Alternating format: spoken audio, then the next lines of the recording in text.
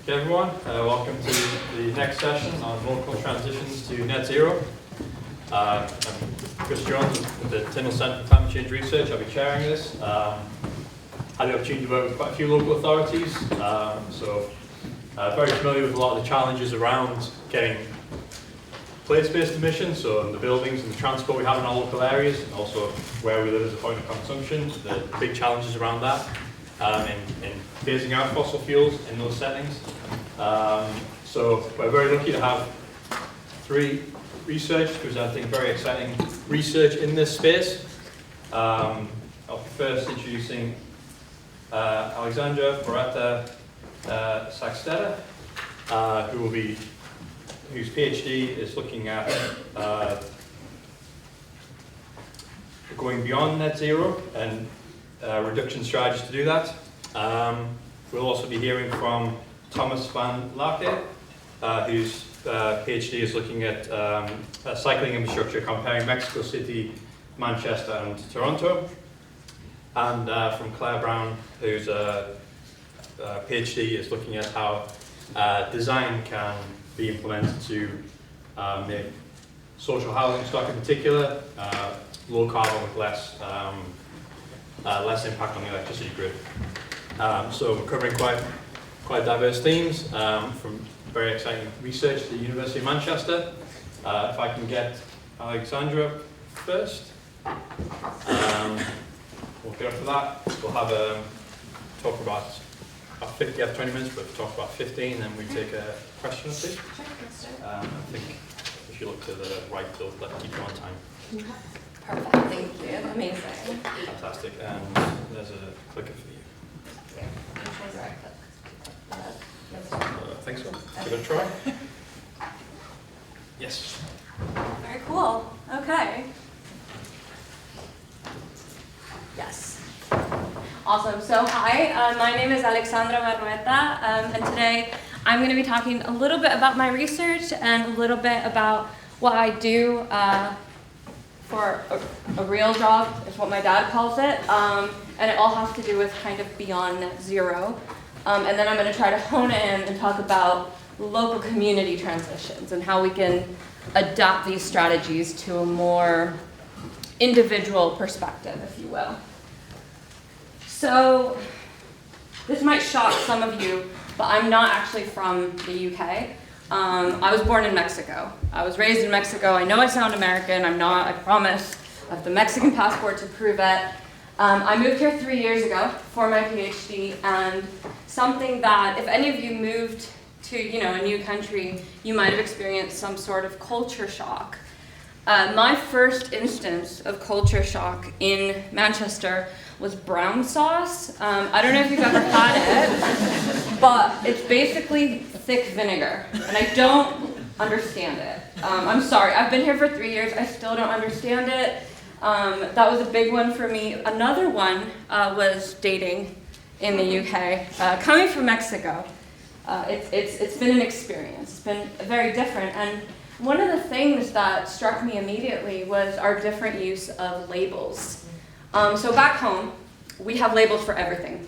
You know exactly where you are if you're dating someone. You know at what stage you are. You know when you're in high school and two people like each other and everybody knows but they haven't said anything? We have a name for that. Or when one of those kids officially asks the other kids to court, we've got a name for that. You have no labels in the UK. It's very strange to be talking to your friends and them telling you, oh, this guy I'm seeing, or, I'm 33 years old, I have a boyfriend, and that's really, really weird for me. Now, I am different from back home because I always thought these labels were a bit much. I don't love them. And it's something that I have in common with my peers in the UK, and after living here for 3 years, I've kind of really adapted to the non-use of labels in my personal life. I was at a party the other day and someone asked me how dating was going, and my answer was, oh, it's good, we're casual. I live with my partner, we have a joint bank account. It's very much not casual. But I still like labels. And a lot of the people that I meet, my age, we don't do labels. So I started thinking about it, and I was like, wait a minute, my generation hates placing labels on things for everything except sustainability. Boy, do we love our labels, and I don't know what half of them mean, and I research this for a living. What is ethically sourced? It changes depending on who you ask. Carbon positive, carbon negative, they mean the same thing. Climate positive means the same thing as carbon positive and carbon negative. We have organic. If you go to the supermarket in the UK, what eggs do you buy? Is it the free range ones? Is it the organic? Is it the cage free? I don't know what the difference is because there's so many labels. We're just bombarded by them all of the time. And we put them on everything because it looks good and it sounds good. I have certified carbon literate on my email signature, and it's a real thing. I had to do it, but it just feels a bit weird to announce that when I send someone an email. So we use labels for everything. We even use these labels without really knowing what they mean for net zero. We especially use them for net zero. So I'm sure you all know what net zero means. But basically, it means that we reach net zero emissions. So the output and what we're removing is a net. It's a zero. It's the same. Twinsies. So in theory, this works really, really well. Because let's say you have this company and they're just amazing. I run it, right? And I care about sustainability.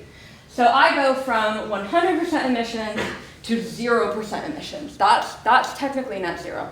Because I've managed to completely remove my emissions, so I'm at zero. I'm not contributing to global emissions at all anymore.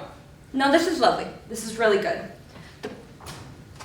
It gets a little less good, but still acceptable when you get to company B. Now let's say company B is a car manufacturing company. They can't feasibly remove all their emissions, and that's where things like offsets or sequestration come in, so mitigation strategies. So they've managed to reduce by 50%, which, for a car manufacturer is pretty good.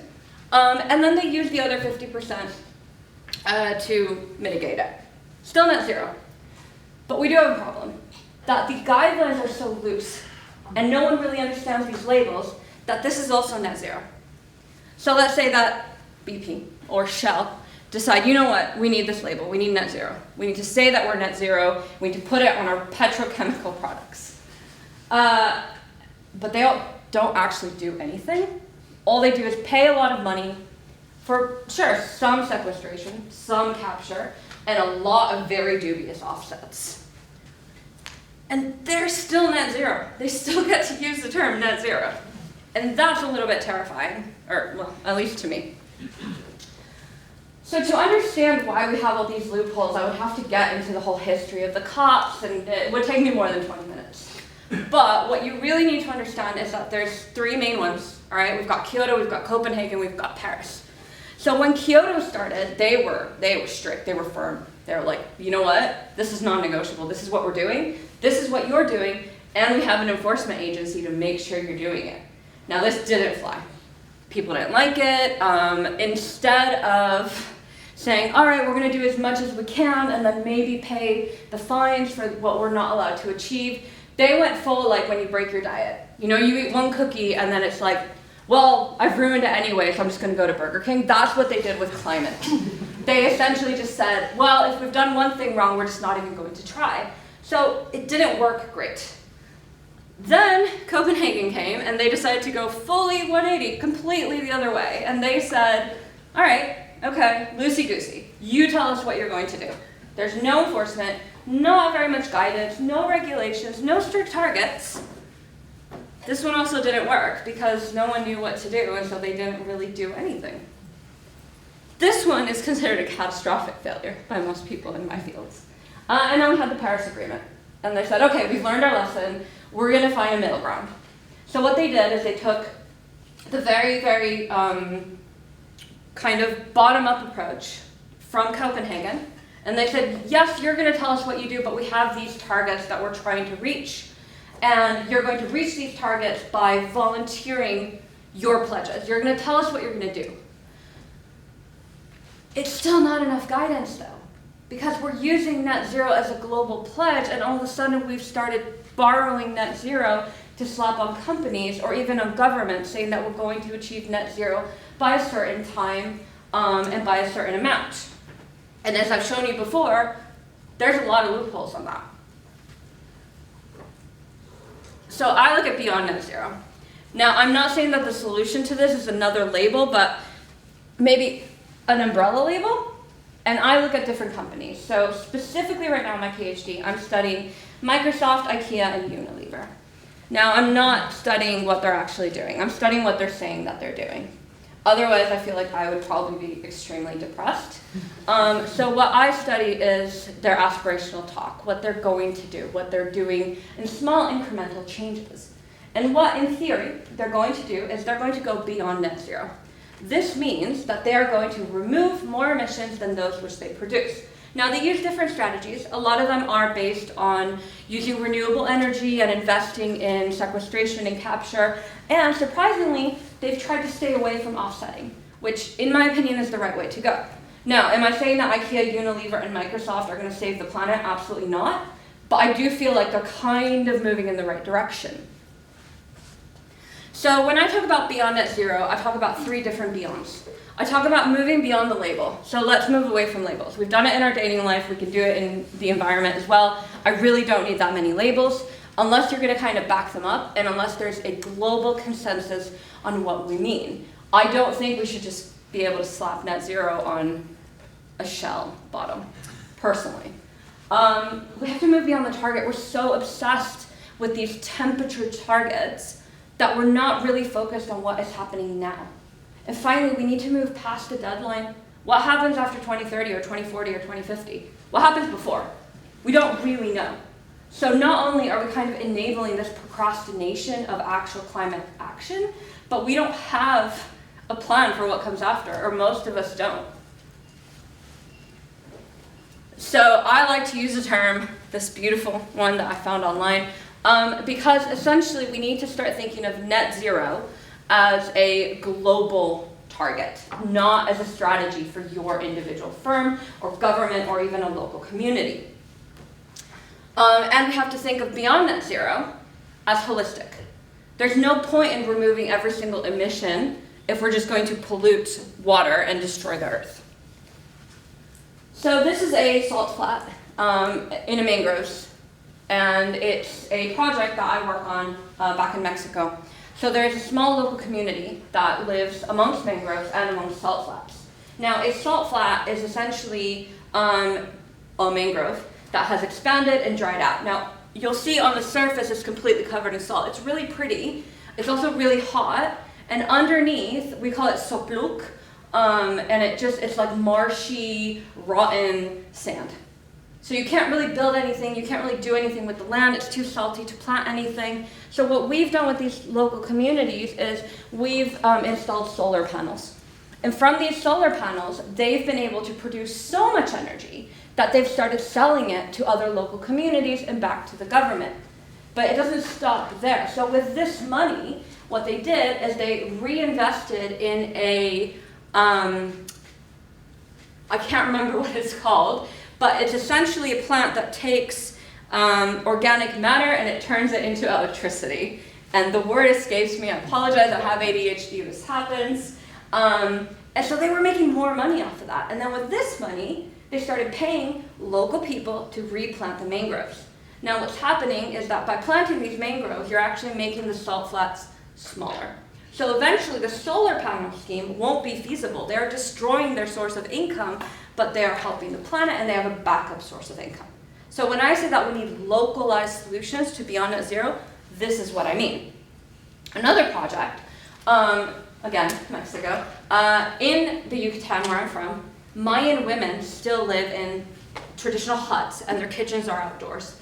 They use coal and wood fires. Now obviously this is a big emitter, it's also really bad for the environment and for their health. And so they, a small group of government officials and engineers decided to solve this problem.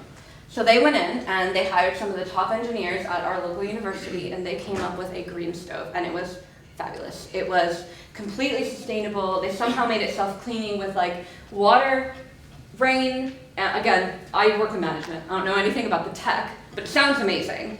It was completely solar, there was no emissions, it was great for everyone. So they had a massive ceremony, they gave these away to these women, they taught them how to use it, then they left. And when they came back 6 months later, everyone was not using them anymore, they'd thrown them all away, every single one. That's when they hired me. And they said, hey, Ali, what's the problem? I said, well, did you ask any of the women what they wanted? They didn't. I said, well, are the instructions in Mayan, which is what they speak there? No, they were in Spanish. Okay, well, what's the problem? So we spoke to the women. These stoves took longer to heat up than a wood fire. A wood fire takes on average about an hour to actually get to the temperature you need for cooking. The second thing was the hobs were so small that the pots that these indigenous women use, which are that size. This is how we cook in Mexico. I can cook for me or for 20 people. I can't cook for 3. It doesn't work. I have people over to my house to eat a lot. They didn't fit. So this is what I mean when I say don't do this. Don't just take something that works somewhere else and try to adapt it. Another thing that I'm saying don't do is invest huge amounts of money into projects that work elsewhere without having the infrastructure.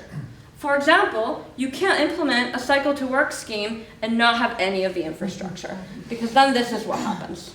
All right, so this is one of my colleagues' studies, bike sharing, in Manchester and why it fails, and it's we don't have the infrastructure. So, in conclusion, we need to move beyond. We need to move beyond net zero, we need to move beyond the labels, we need to move beyond what's going to happen in 2030. And we need to start making small, actionable changes today. I'm not going to sit down with my partner and say, hey, you know what, as a household, we need to reach net zero by 2030, what are we going to do? That's not our strategy. We do have a lot of meetings. Dating me is really, really fun, but they don't look like that. They look like, hey, how can we make our recycling more efficient? How can we reduce our waste when we're cooking? But we're not talking about net zero. We're not talking about 10 years from now. We're talking about today. So I encourage you to think about what small, actionable changes you can make. And when I say community, I mean a household. I mean an office. I mean your neighborhood, if you've got a neighborhood watch or whatever, or an actual geographic community. So that's all for me. I'll be on the panel, and I'll be available for any questions now, and I think during lunch. So thank you very much.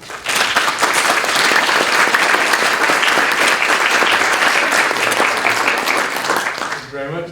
Take one very concise question, if there is one. Go to the back there. Hi.